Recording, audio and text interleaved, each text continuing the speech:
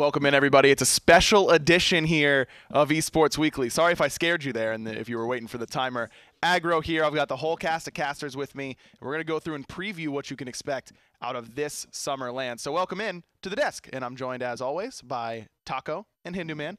Guys, it's this is what we've been waiting for quite some time with the summer split, and it's been a pretty crazy split at that. I mean, no Dignitas here. It's pretty surprising. But we do have energy in place, which is kind of the story of Europe in general of those three teams vying for it. And we weren't sure if Dig were going to be the ones, but it ended up being energy that makes it here instead. So I don't see a real difference. I guess there is, but, you know, we'll get into that later. It's a mildly unfortunate circumstance, Aggro, but in the end of the day, somebody had to be left behind. And it's not even just one somebody. Mildly unfortunate. I love that. I'm going to use that. That was because mildly unfortunate. Because you get energy in their place. You can't be upset having energy here. Taco just got her wisdom teeth out. She was off the cast for a week. You know, first sentence back, could struggle, and mildly unfortunate.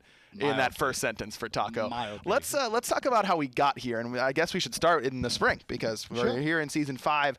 Spring split, we talked about Dignitas not being here. That's because they looked dominant during the spring. It was them and a rival coming from Europe, Space Station and United, who had struggled greatly up until that point in order to get here. But they ultimately did and ultimately had a decent showing at the the spring finals, rather, Smite Masters, but it was really Rival who stepped up and made that incredible comeback against Dignitas. Yeah, and talking about the bracket there, you saw energy situation. It was because of head-to-heads that they didn't end up making it there. So, but going to the Masters, yep, Dig, Rival, they're the EU representatives, and what ends up happening? They both make it to the grand finals. Yeah, it wasn't the greatest time period for North America during that spring LAN, but of course, things are bound to be able to change here during the summer split. I think that the North American teams, at least between United and Space Station, off of their way talking to them yesterday, they just seemed a little bit more confident. I think that both teams are really trying to come in with like that bit of a resurgence to bring the title back home for North America. Definitely not the performance that they wanted during that spring final, but during the summer, it seemed like things kind of started clicking for a lot of these NA teams, particularly Space Station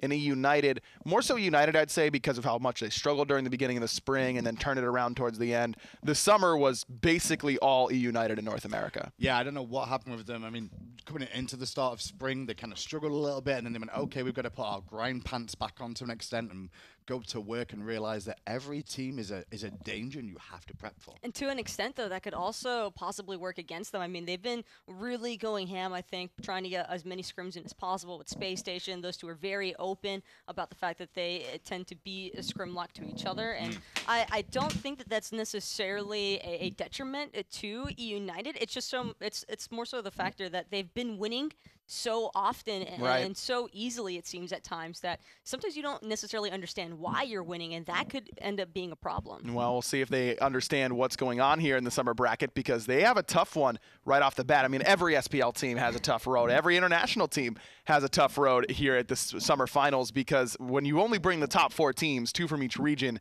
it's going to be really, really tough competition. Definitely, and I love the fact that because we've got a lower bracket and an upper bracket, 2 teams do get a chance to make a mistake, and then potentially rectify it on the next day or the next couple of days when they get to face off against different opposition. There's nothing to stop a rebound possibility. I mean, we've seen it happen plenty of times with a run back from the lower bracket. Yeah, we saw it in the spring. I mean, Rival got knocked down into the lower bracket by Dignitas, and they came roaring back and won in the finals. If they do it this time, though, instead of that best of 7 where Dignitas had the 1-game advantage, it would be a full bracket reset. We're doing a best of 5 in the finals, and then if the loser, the loser side wins that first best of 5, we got a whole nother best of 5. So it could be a long day on Sunday. Now, one thing that does happen in the lower bracket, though, is that we're going to be doing continuation series if the upper bracket and players meet each other in the lower bracket. So say, for example, Energy and Get On My Level, they both end up in the lower bracket at some point. There will be a continuation series. Instead of a best of 3, it'll become a best of 5. But the score from the first time they played will factor in. So if Energy, for example, 2-0 Get On My Level, we'll go into a best of 5 with Energy 2 games up, with, well, Get On My Level having to do the run of 3. So it's a good way of continuing the series without having to play through all the games that are expected to go the same way based off the first time's performance. That is a pretty steep things to have to climb, try and deal with. Yeah. Because you never really know what can happen. I mean, going from one best of 3 suddenly into a best of 5, and if there are games already being weighed into the equation, that can definitely affect the player's mentality. It is really unlikely, though, that those scenarios do end up happening, because most of those teams, it's very unlikely you'll meet the same team in the lower bracket again. Right. Unless when you get towards the crunch moment of It's basically like losers finals where we expect that to come into play, potentially. We'll see. We'll talk about it more in detail so everyone understands if it does develop, but just make people aware of that. Right, certainly something to watch out for. And again, more towards those winners and losers finals that you expect things like that to happen. But we'll have to wait and see. And if you're waiting to see what teams you can expect here, I mean, you've already seen them. It's Energy, it's Rival, it's SSG, it's E-United. But let's get a little bit more in-depth with some of these teams. I mean, they have the same players, but it feels like each team has really undergone an evolution during some point of Season 5, and Energy has certainly hit theirs during the summer split. They went from really, really hot in the beginning of the spring, and they tapered off pretty heavily, to now in summer, they looked like the best team during the online phase. When you look at what happened with Energy specifically, I mean, they brought EMILZY into this team. They've already had Maniac at the World Championship, so more changes to this. And when you bring in a different support, I got a chance to sit and interview some of the Energy boys, and it's like, well, you've got to get used to playstyles, because everyone's going to be different on the team of how they work and how they function. Right. So Energy's had to kind of evolve in how they do their shot calling as well, because EMILZY likes to lead a little bit more, which means Adapting's had to sit back a little bit on the shot call and allow EMILZY to take the lead. So it's been a transitional period through spring into summer for this team, and they've really found the meta, I feel, in summer, and they've found their groove again. Yaman and EMILZY just look so happy to be back in the studios. Unusual for it's them. because they're here at the studios, and I mean, it's been so weird in a way, because it's even for us remembering the fact that we didn't have them in the spring. Like that was the first time in years that we had to experience a LAN without Energy, and now that they've brought that fire back, it's gonna be a fun one. I think it's funny because we normally say that about Trixtank and Cuvo Fred from Dignitas, because those boys always seem to just end up missing out on LAN, but that time round it was Energy that missed it. So first time for Energy in the new studio, in the new setup for themselves. Don't think it'll really come as an issue to them as, 3 members of 2-time world champions. Right. I don't think they're going to have an issue with coming to a different venue to play. No, I don't think that's going to bother them whatsoever. And you mentioned Adapting, his need to kind of adjust with EMILZY on the team, and he got off to a roaring start in the spring. At the very beginning, he looked like he was back to form, and then, the meta changed a little bit, certainly started to fall off again, but certainly was still amazing. But now it feels like he's really found his rhythm once more. I mean, Habwa is not the type of god that Adapting would have been playing before, but it really speaks to how much more flexible he's become. I think that's the key word also, Aggro, is that it feels as though Adapting has really opened up his god pool as of late. And it's not to say that, mechanically speaking, Adapting isn't capable of playing these more mage-type burst carry gods in the jungle, or just taking risk with some of the assassins and warriors. It's just that you don't expect it from the king. You expect him to be on the Susana, or even the Mercury, but whenever these little utility burst gods start getting involved, it can be a bit unconventional, and I think that some teams still aren't necessarily used to that from Energy. His team, though, memes him. Like, I got a chance, like I said, to interview, and we were talking about, like, he doesn't play Guardians or Warriors in the jungle because his team giggled when I mentioned that, and we were talking about it. And they were like, well, Adapting's like, well, you guys just don't adapt to me having to play those gods. You're kind of used to me playing these assassins and these mages. Right. But they're just like, no, just play those. Like, we're okay with that. That's kind of where they are in that transition. Yeah, and sometimes that's exactly what they need. But other times they do need them to do that big burst of damage. And I will say one of the reasons I think that's the case, though, is because the team as a whole, that's why I think Energy have struggled a little bit, is because Adapting wasn't able to really play those warriors and guardians effectively with his team. Like, the team as a whole didn't communicate well with that. Right. And it kind of hurt them a little bit throughout the last, towards the end of last year. Yeah, the last year. He changed his playstyle totally. Yeah, he really did. What was it? Robin or bust pretty much for a while there. And I think that was definitely a meta that Energy tended to have a little bit of struggles with. And ML as well has really kind of come out of his shell now during the summer. He did a lot of new wall ADC and nonsense like that during the spring. But Hunters as a whole, I mean, don't get me wrong, they have gotten better since the spring. But Emil as well has really stepped up his level of play, and that's when energy really gets scary because Emil is such a clutch player, specifically at LAN, that whenever he's coming in hot already, then you know you're going to have a tough time beating this squad. And I love that it's the Chernobog highlight clips that we're getting to see here because this is a guy that I definitely want to keep an eye out for energy to utilize effectively. We've already seen a bit of prioritization being placed into these kind of global assorted picks, and so if they're able to continue that sort of presence, that is not an easy guy to handle, especially in the hands of EMILITOO. Yeah, I do think as well with EMILITOO, what I want to see this LAN, if I see him on the tower line with no minions hitting the tower, you know he's going to have a good LAN. Yeah. For some reason, he just gets to that point where he'll just backdoor a tower, technically, and then you'll be like, okay, he's really feeling himself right now. He's confident in his ability. He's not worried about things. He's willing to play to the min-max of his characters. ML at LAN, I mean, we do fantasy drafts, for fun sometimes. Give me EMILITOO at LAN over every other ADC ever, including Reels. Man, he's that good when it comes to LAN. Space Station Gaming, though, they had a kind of tough spring split, or not spring split, but spring finals, I should say.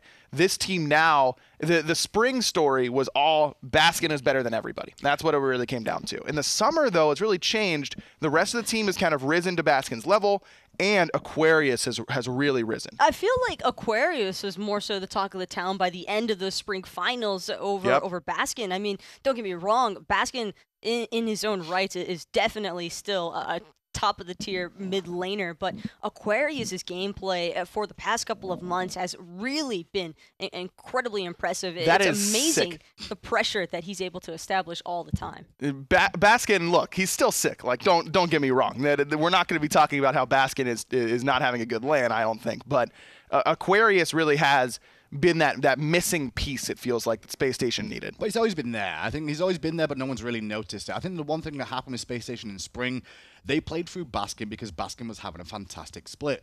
But you can't just put a team on one player's back, and if you do that, it's going to cause them issues. And when they got to the spring LAN, it kind of showed, it was tricky. Barry tried to step up and make things work, and that's, I think, this split, Space Station's been like, you know what? We can't just play through one character. We need to play through everybody. Right. Aquarius getting a couple of moments in the sun now. Same for Andy. Same for Barra. So the team as a whole looking good. I don't know if their top end has come down, but they've just evened out now, I guess, is the best way. So it's kind of weird to see how they're going to do here. I'm not fully confident they're going to get much further than where they got last time. Look, I did, you were talking about how you talked to Energy, Graham. I got a chance to talk to Space Station, and in this team, I don't want to spoil it because it was really it was a really awesome moment during the interview, but how the Chang'e meta became a thing for them, make sure you're watching all week long before we play that interview because it's pretty crazy, but it has been that. Of course I can. That's mean. It's really good. You guys don't even know, do you? That's what I mean. That's why I'm like, why would you do that? It's really good. Tiger's just got to stand himself for a moment. Hey, man, I'm trying to tease the audience, get them to tune in the whole week because, look, the whole interview was really good, and Aquarius talked a lot about his confidence level and how he has changed his play. And you're right, it really hasn't been that much different than what we're expecting from him, but it has been a little bit more consistent. He's a little bit more vocal now and saying, hey, I want this oddball pick in this sort of spot because that's the sort of solo laner that Aquarius is. He has that potential to bring out the Thanatos that we saw during Super Regionals last year. You know what I mean? So I do think that Space Station feed Aquarius is now a very viable strategy for them. I do also think, however, that a lot of people have realized how good Aquarius is now, so the people aren't ignoring him, going, okay, he'll be fine in the solo lane, it's only Aquarius. That's not the case anymore. Teams are having to recognize that banning Aquarius away sometimes is important so he doesn't get his preferred gods in that solo lane that can terrorize as the game continues. I think that, for me, one of the main things that I've noticed, though, and where Space Station seemed to struggle a little bit during the spring LAN at least, is that they have multiple areas that they can choose to focus out on the map, but sometimes it kind of gets lost in translation in that they'll look to play off of their duo lane and try and get Barra nice and fed, but then suddenly they're like, oh, no, wait, let's see if we can maybe make something happen with Andinster instead, and then when they try to prioritize the jungle, they can kind of lose sight of the buffs, and rotations and invades are definitely not an easy thing to handle right now. A lot of these things are just coming down to just trying to pull out the unexpected draft composition, and that's not always possible. Well, E United is going to have to try and do a little bit better than they did during the spring as well. This team, look, it looks like the better NA team by my estimation during the spring final, but also fell in the exact same round as Space Station, at least down to the loser's side. But this team has certainly looked like they've returned to form. Panda Cat has really stepped up. Again, Hunters got better from spring to summer, and as a result, Panda Cat looks a lot better. But if it's an Artemis meta, you know Panda's going to be happy. So generally what ends up happening in Smite is at the start of the season, when the season starts, a lot of things change to do with the map, to do with the meta, and EU and NA will always be divided about what's best. Healing metas, tank metas, push metas, double hunter metas, all those things. During spring, EU showed that their meta was slightly edging out what NA had to offer. Come to the summertime, though, generally we see that unified a little bit more from both teams, where both seem to understand things a little bit more. And then by fall, we actually end up seeing what happens there. I think United this time around, they're aware of what's going on. They should be in a better spot, and I know they've prepped very heavily for this. I'm confident in their ability. I just don't know if they can still beat the two EU teams we have here.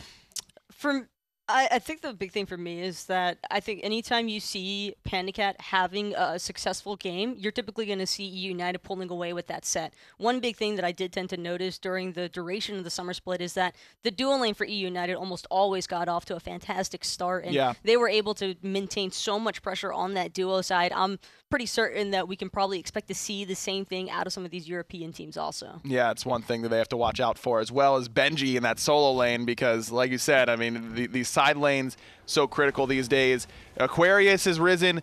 Benji continues to be one of the dudes in the solo lane in the entire world, not just in North America. And it's the Zhang Kui, the Chang'e, and all of those things are certainly there for him, but he'll still pull out Cucullin and beat the hell out of you with it. Yeah, I do feel those two solo lanes are absolutely really strong right now over in North America. Obviously, we mentioned Aquarius, but Benji too. And as you said, like, you have to have quite an eclectic god pool for the solo lane most of the time, because you just never know what the comp's going to need. Sometimes that's what they need, is that weird sort of healer, the Aphrodite, the Zhang Kui, the Chang'e, whatever it may be. It'll give some teams problems, and one team that you could expect will be ready for some jank, or maybe have some jank of their own, is Team Rival, because they always have something up their sleeve. Though, it is worth noting, no Alpha Jackal here for this LAN. No, but I do hear they're going to try and have him on comms with themselves. They brought Cover Tactician to, as a, basically a temporary coach, but he's going to be middleman on the call back to the UK to Alpha to get regular updates of what the picks and bans should be. Considering everything that Alpha Jackal tends to do whenever his team is playing, I can completely understand trying to involve him as much as possible, whenever possible, because his presence is definitely always a known one whenever they're here at LAN. And Rival as a whole, I don't think that they're necessarily going to have any issues when it comes to communication or drafting. These guys know what they like, and they tend to stick to it no matter what. But the big thing for me is just making sure that they don't get lost in trying to pinpoint the moments that do go wrong. This is the guy on your screen right now that won the MVP during the spring finals, and for good reason. Ice Baby continues to just quietly be one of the best players on the planet. I agree. I think Ice Baby is really solid now, but I do feel that if Ice Baby struggles, I do feel Rivals struggle as a whole too. Ice Baby getting off to a good pace is just so important. It's usually very convenient whenever your jungler is having a phenomenal game, but with the reintroduction of gods like Ninja, and I'm glad that we have the highlight reel moments for this, because Ninja, for what it's worth, feels like one of those gods that kind of just went under the radar for some time. No one really wanting to take the risk with those isolated base compositions, but for Rival, that's their forte. It's a really good way of saying that, because like Ninja is one of those characters that basically risk-reward. The risk is much greater than some of the other junglers, but the reward is so much greater too. Yeah, it's really it was really impressive what these guys have been able to do during the spring split. But let's talk a little bit about those international teams, because we're going to be able to bring these up and talk about them a little bit. What I want you guys to do is give me your player to watch out for these squads. And I expect that we'll see some familiar names there for Nocturns and for Black Dragons and things like that. But remember, it isn't just Nocturns here from Latin America. Right now, literally while I'm talking, they are playing up against YSO Serial to determine who will be the Latin American representative. And on the team, YSO Serial, I mean, what a bunch of faces. We've seen a few of them before. They seem pretty serial. They do. Very serial. Who are you on this one? Honestly, based off of what we saw during the duration of like the summer split, I think Nectrioid was probably one of the better players, and solo lane has been such a heavy emphasis all throughout Season 5. I think that if your solo laner is in a good spot, then the team's usually going to be looking pretty swell too. Yeah, I'm down with Metroid too. I do think though he may struggle here because we talk about solo lanes all the time. All the time. Even NA, so. All the time. And Nocturnes, they've got a pretty good one there for them. I mean, everyone on Nocturnes is pretty good at this point, but Beltway has been around the block many, many times, has gone up against some of the best solo laners in the world. And look, we expect this Nocturnes Gaming to be the team that comes out of this Latin America qualifier right now. I actually think that the actual international team outside of EU and NA that could make the run, there always seems to be the one that causes problems for EU and NA. It's like they're almost there every time. Maybe this is the one. I'm also really excited for SmiteVOD on this one because every last time when they came here for the spring, I think that he looked pretty fantastic, had some really highlight moments throughout some of their sets. Just a bit unfortunate that they still fell kind of short, but they get closer and closer every single year, every single LAN even. Let's check out Get On My Level, your SEA representatives here at LAN. This team, I mean, you guys are just going to take Get On My Level because the whole team is named after him, right? Well, I guess that's the best way of putting it. Although they do have a substitute today, Camaro, I believe, is going to be moving to the mid lane from the Hunter role. Yeah. So Jerem has actually had to come in. He was actually in the support role. Sorry, it should have been Camaro in support. Right. But they've lost their mid laner due to visa problems this LAN, unfortunately. So they've had to bring Jerem here instead. And that on paper is enough for me to go, okay, I'm sorry, boys, but it may be a bit trickier here, unless something crazy happens. Good luck. Maybe that was the missing piece that they needed. We'll have to wait and see with Get On My Level. Let's check out Atletico, this team coming from OCE, a team that looked dominant in OCE, including against Bang the Drum, the team that everyone was very excited about in that region. I like the squad as a whole. There's no one that actually overly stood out for me. It just felt like a very rival, old energy-esque. And I'm not trying to blow the trumpet too hard for this team, but they felt like it was a team of unity that focuses as a team. And that's something that those other teams did too once upon a time. The fate of Australia has almost always remained the exact same over the years. It's that they look fantastic in their region, but doesn't necessarily translate over into the international level. Sure. Not really. And that'll be the key thing here for me. I want to see if this Oceanic team with, and don't get me wrong, it's mostly due to a little bit more limitations in terms of like practice and the like. But I still feel that they've had plenty of time to analyze some of these North American and European teams, even the other international teams, and I think they can put up a fight. Also, looking real clean. They've got some cool gear. That's all I'm saying. Last but not least, certainly Black Dragons. This team has been around a whole lot, a lot like Nocturnes. Okay, so if we're memeing, I'll take Kliz. If we're trying to win Smite games, also give me Kliz. I'm taking Nan every single time. I'm going to go with Nan on this one also. It's Kliz. And for the longest time, we're always going to say Team Kliz. Listen, Kliz is very good at the social media game and getting fans behind him having a good time. And that's a great thing for this team because it draws attention to them. Right. But when you look at the competitive aspects of this team, you are looking at Nan and you're looking at P-Bay as well. In that those role. two. Those two are very, very important to this roster to be able to do anything. They've been around the scene a long time too, Taco, but they've got to find some momentum with these boys now because otherwise it's going to start hurting them eventually. Be like, God, why can't we get any better? It's just so tricky. I'd argue that Marcel's even has really stepped it up, and I think that this could possibly be a LAN that we see Black Dragons make the turnaround. Could be. I mean, Nan has been around for a long time, continues to impress in that mid lane. I like watching Black Dragons play. I'm excited to see them go up against their competition later on. If you want to get a little bit of a preview of what you can expect from some of these teams and what they're picking and what they're playing, I've got good news for you. We got a little table over there to do just that. Hey, welcome folks. It's Tom Battinger here, rocking the good stuff, and we're going to get into a little bit of a conversation before we get the big stuff going. But I got the big boys with me. What up, Toli? What up, Finch? How you guys doing? Doing pretty good. You know, first day of the summer LAN, it's feeling pretty good. A lot of these teams are ready to play. No, I'm pumped. I'm always excited when LAN time comes around. These are the best of the best. I absolutely cannot wait to see them throw down. Yeah, I mean, we did the console LAN a little bit earlier last week. It was a ton of fun, a little bit of surprise victory. And honestly, that's kind of what I'm expecting here as well. I asked people on Twitter, I said, hey, show me your brackets. And I expect everybody's brackets to get busted. I think that surprises are going to be the storyline of this LAN. Finch, what's the biggest surprise you're expecting? I don't know. To be honest, I'm not expecting it to be that big of a surprise. I'm expecting it to be like Energy United at the really? end. And those are the top teams, and I expect them to make it. So, I mean, for me, I do think it'll be a very good tournament, tons of good Smite, but I think we'll be seeing those two teams. I have Energy going to the finals as well, but not E-United. Now, the last time E-United faced off against Rival in the spring, it was a 2-1 victory going for the European side. So I'm still expecting that course of action. That North America is still like one step behind at least in the summer. So I have Energy versus Rival in the finals. Yeah, for what it's worth, I think a lot of people are surprised when we say Energy. There's a lot of big Rival fans out there, and so I'm going to disagree but agree with you because I think that it will be a surprise to many people to see Energy in the finals. Now, I think we're all unanimous that we're going to see the pink team show up, but why is it that you think Energy is so hot? Well, they just seem to be playing at that old Energy level right now, doesn't it? It definitely feels like that return to form for those Energy boys right now. They just look dominant yet again. They've been playing well as a team. We talked to them just a little bit ago and got some of their thoughts. I mean, they feel like they got the grasp of the meta that maybe they were a little bit slow on in spring. So I expect them to be right up near the top. They're like a Saiyan, honestly. Like when you defeat them, they just get a little bit stronger, and that's how they started in the summer. Going 8-2 record-wise, finishing off first in the European side, despite not making the spring split land. I think that they took it to heart. They definitely learned from a lot of their mistakes and stopped losing to it. Yeah, no, I got to agree. They're a Saiyan just like Sasuke. That's one of Agro's favorite Saiyans, and yeah, dude, Blue's Clues is so good. I know, wow. But what it comes down to is the Energy boys, they're very honest. And Emil will just tell you, bro, we just didn't do what we usually do. Whether that's laziness or whether it's whatever. Emil will just be straight up and be like, yeah, I didn't do what we were supposed to do usually. But here we go.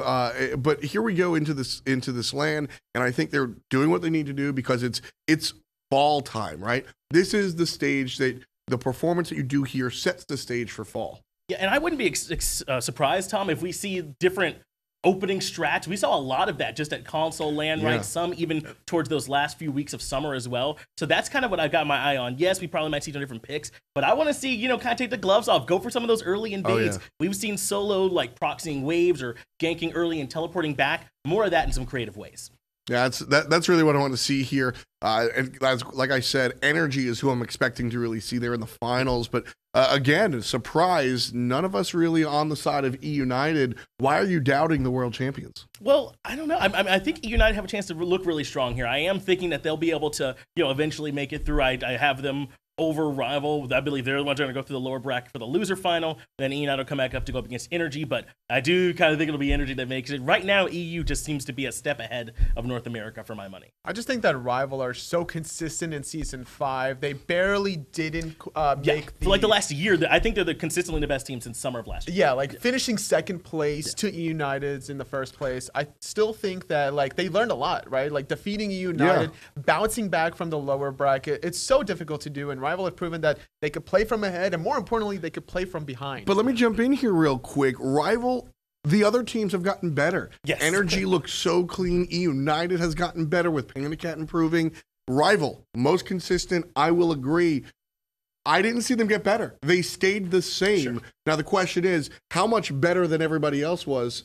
Have the other teams reached where Rival is? Is it time to worry if you're wearing a purple jersey? Like how much cushion did they give themselves, right? If they didn't necessarily improve. No, I think that you're right. There's a chance the other teams are catching up to them. And we're kind of selling Space Station a little bit short here, I think, right? We kind of been talking about E-United, Rival, Energy. I mean, this team is sick, right? It feels like now finally there's the point where all 5 of them are real game winners at any given moment. So I as much as I've been saying, these other 3 teams, Space Station could probably grab some sets here and call some ups. Now, speaking of Space Station and also speaking of E-United, I think that both of those 2 teams' ceilings are higher than Energy and Rival, but I just think that consistently that Rival and Energy show up more often than not than these North American teams. The pop-off potential's there. The pop-off from North America is certainly there, and I think if Anister has a great game, if Scream and Benji have a good game, then I think we might see some North Americans in the finals. But at the end of the day, it's whatever team shows up, and I'm expecting Europe to show up.